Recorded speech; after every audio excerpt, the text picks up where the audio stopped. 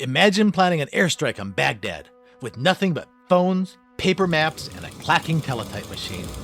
Every decision could save a pilot's life or cost it, and almost nobody on the ship was allowed to see how it worked. Today, you can actually walk into that once classified space deep inside the USS Midway in San Diego, an exhibit that drops you into the intelligence war that took place behind Operation Desert Storm.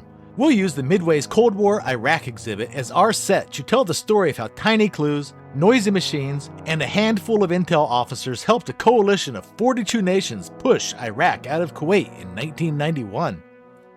Stay to the end for some wild, fun facts about this exhibit, including how less than 1% of the crew was cleared to even enter this room.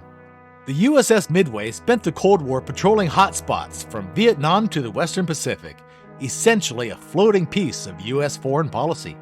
By 1990, the Cold War was winding down. The Midway was forward deployed in Japan when Iraq invaded Kuwait on August 2, 1990, an invasion that shocked the world and triggered a massive international response. Within weeks, the UN condemned the invasion, and eventually 42 countries joined a coalition to force Iraqi troops to withdraw. Midway became the flagship for U.S. naval aviation in the Persian Gulf, launching Carrier Air Wing 5 as part of the air campaign that would become Operation Desert Storm. Here is part of Midway's restored Carrier Intelligence Center, or CVIC, a space that was off-limits to more than 99% of the crew. CVIC stands for Carrier Intelligence Center. The V comes from the U.S. Navy's Aviation Designator System, which often uses that letter for air operations. During Desert Storm, CVIC was where raw information became life-or-death decisions. Satellite photos, intercepted communications, reconnaissance imagery, all of it flowed into this space to be analyzed before pilots ever started their engines. This exhibit is described as the first chance the general public has had to step into a real carrier intelligence space, which used to be strictly need to know.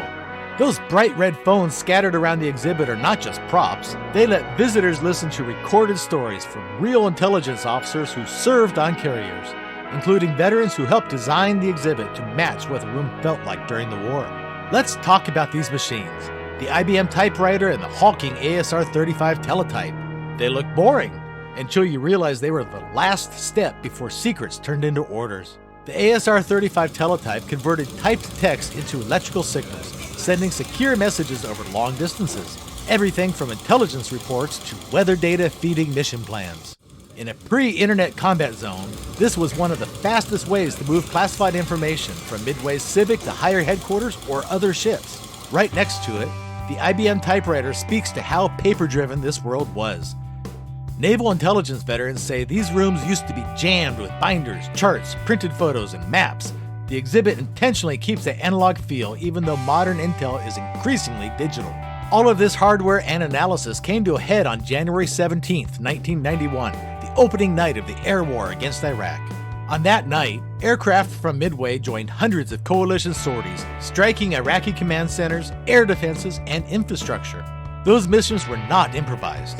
Every target, route, and timing was pored over in rooms like the CVIC by intel officers calculating risks, anticipating enemy reactions, and trying to keep pilots alive. The museum's president, who flew combat missions from the Midway, says the goal of this exhibit is to transport visitors back to that deployment, allowing them to sense the urgency of a carrier going to war.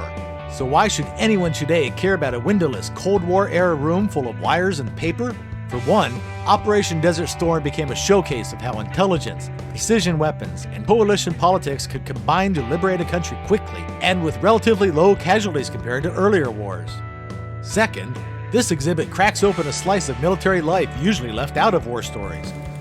Pilots and ships often get the spotlight, but the Midway's Naval Intelligence Team shows how behind the scenes, analysts can shape the entire battlefield. And finally, as modern intelligence leans heavily on satellites, big data, and advanced software, walking through this analog CVIC becomes a time capsule of the last decades of the Cold War, when humans, not algorithms, had to connect the dots under intense pressure.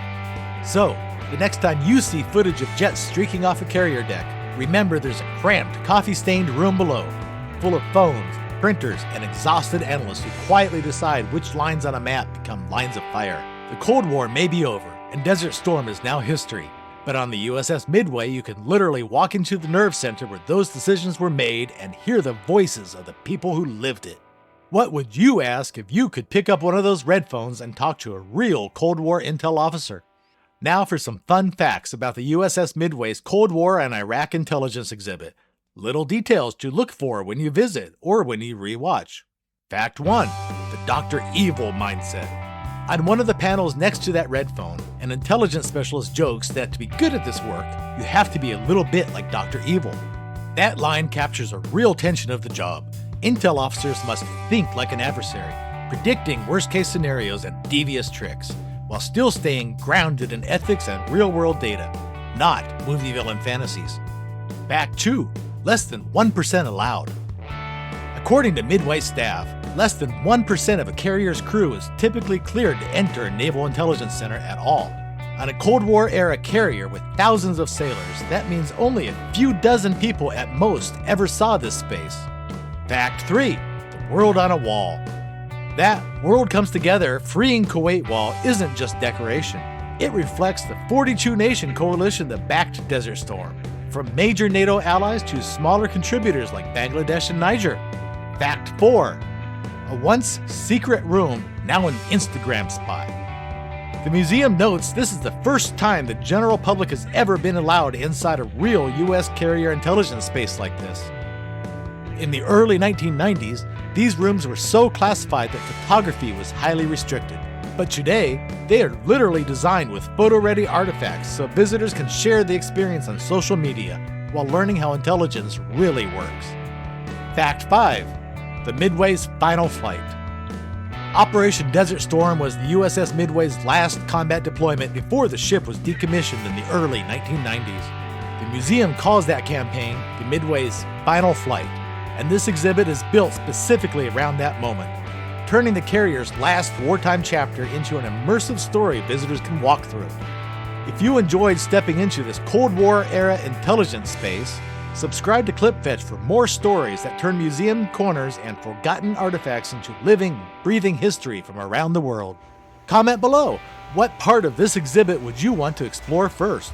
The red phones, the old machines, or the coalition wall of flags, and why? And if you've ever served on a ship or worked in intelligence, share what this video got right. Thanks for watching, and see you on the next deep dive into the hidden side of history.